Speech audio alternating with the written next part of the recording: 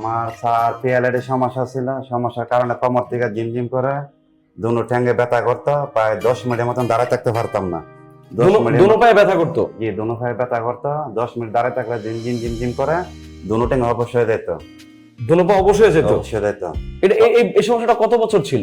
আমার ট্যাঙ্গের সমস্যাটা প্রায় আজকে 6-7 বছর ছিল। 7 বছর ধরে অনেক ডাক্তার দিয়েছি, অনেক জায়গায় ঘোরাঘুরি করছি, বিদেশে পাই অনেক ডাক্তার দিয়েছি, তারপরও ভালো হয়নি। পরবর্তীতে নেটে দেখলাম, নেটের দিকে স্যারের সাথে যোগাযোগ করলাম। যোগাযোগ করার পরে আমি আসলাম, আলহামদুলিল্লাহ 10 দিন ট্রিটমেন্ট করার পর আমি মোটামুটি আলহামদুলিল্লাহ পুরাটাই ভালো। 10 দিন ট্রিটমেন্ট করার পরে? এর আগে যত ডক্টরের কাছে ট্রিটমেন্ট করেছেন এরকম উপকারটা পান নাই আপনি? না, আমি এর আগে 2 বার আপনার সার্জারি অপারেশন করাইছি, কোনো ফল পাই নাই। শুনে খুব ভালো লাগলো।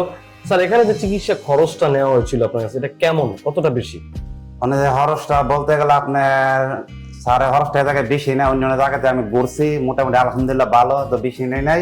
আপনার ব্যথাটা বা কোন জায়গায় কি সমস্যাটা এটা হিসাব করে আপনার আর একটা করে ছাপ করে একটা খরচ ধরে আলহামদুলিল্লাহ অনেক ডিসকাউন্ট আছে।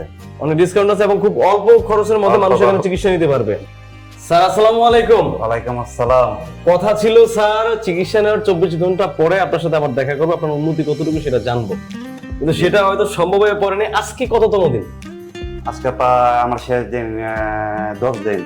10তম দিনে আজকে আপনার সাথে দেখা করছি। জি স্যার, আমাকে আজকে ফার্স্ট টু লাস্ট সব ঘটনাটা একটু আপনি বলবেন। স্যার, আপনার নামটা যদি একটু বলতেন। আমার নাম মোহাম্মদ মোবারক হোসেন। আপনার বয়স? বাড়ি ব্রাহ্মণবাড়িয়া। আমার বয়স 36।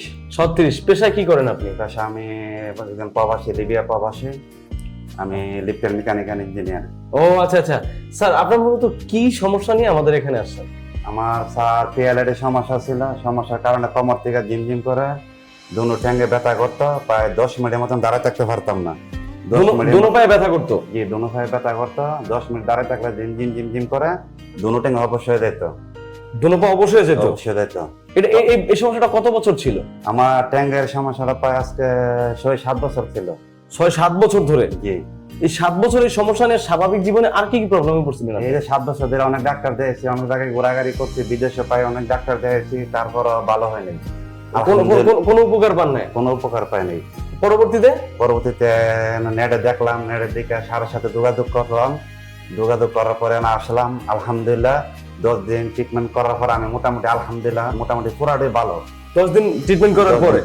এর আগে যত ডক্টরের কাছে ট্রিটমেন্ট করেছেন এরকম উপকারটা পান নাই আপনি? না, আমি এর আগে 2 বার আপনার সার্জারি অপারেশন করাইছি, কোনো ফল পাই নাই। অপারেশনও করে ফেলেছেন? 2 বার সার্জারি অপারেশন করাইছি আমি। অপারেশন করে কোনো ফল পান নাই? না, কোনো ফল পাই নাই। কিন্তু এখানে আপনার অপারেশন করায় নাই? না, এখানে কোনো অপারেশন নাই, কোনো ওষুধ নাই। আমি আকুপাঞ্চার থেরাপির মাধ্যমে আলহামদুলিল্লাহ আমার ব্যথা সব এখন চলে গেছে।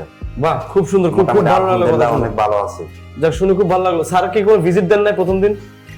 না, কোনো ভিজিট দেন নাই? না। স্যার কোনো টেস্ট দেয় নাই আপনাকে? না, কোনো কিছু দেয়নি। কোনো টেস্টও দেয় নাই? না। মানে বিনা টেস্টে, বিনা ভিজিটে, বিনা অপারেশনে, বিনা ঔষধে সুস্থ হয়ে গেছেন? জি, এটা আলহামদুলিল্লাহ। আসলে মানুষ শুনলে কেমন ভাববে না যে এটা কি একটা আজগবি একটা বিষয়, এরকম না? জি স্যার, এটা আসলে আপনি আলহামদুলিল্লাহ যারা আমার মতন কষ্ট করতেছেন, হয়তো দেশে বা প্রবাসের বাইরে, হয়তো স্যারের সাথে যোগাযোগ করবেন, আসতে পারেন, ইনশাল্লাহ ভালো হয়ে যাবেন। যাক, শুনে খুব ভালো লাগলো। স্যার, এখানে যে চিকিৎসা খরচটা নেওয়া হয়েছিল আপনার কাছে, এটা কেমন, কতটা বেশি? মানে খরচটা বলতে গেলে আপনার স্যারের খরচটা জায়গায় বেশি না, অন্য জায়গাতে আমি ঘুরছি, মোটামুটি আলহামদুলিল্লাহ ভালো, তো বেশি নেই নাই। আপনার ব্যথাটা বা কোন জায়গায় কি সমস্যাটা এটা হিসাব করে আপনার আর একটা করে ছাপ করে একটা খরচ ধরে আলহামদুলিল্লাহ অনেক ডিসকাউন্ট আছে।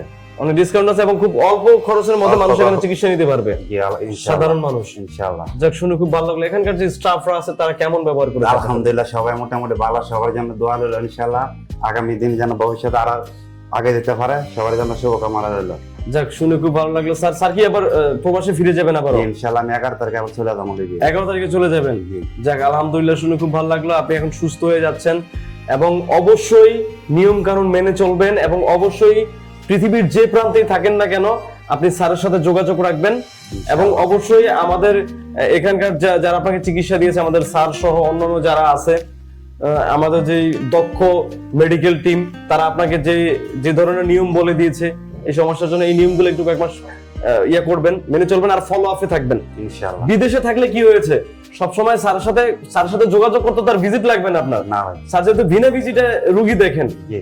বিদেশে থাকলে স্যারের সাথে ফোনে কথা বলবেন, কোনো প্রবলেম হলে অবশ্যই স্যারকে জানাবেন যে স্যার আমার এই সমস্যা হয়েছে।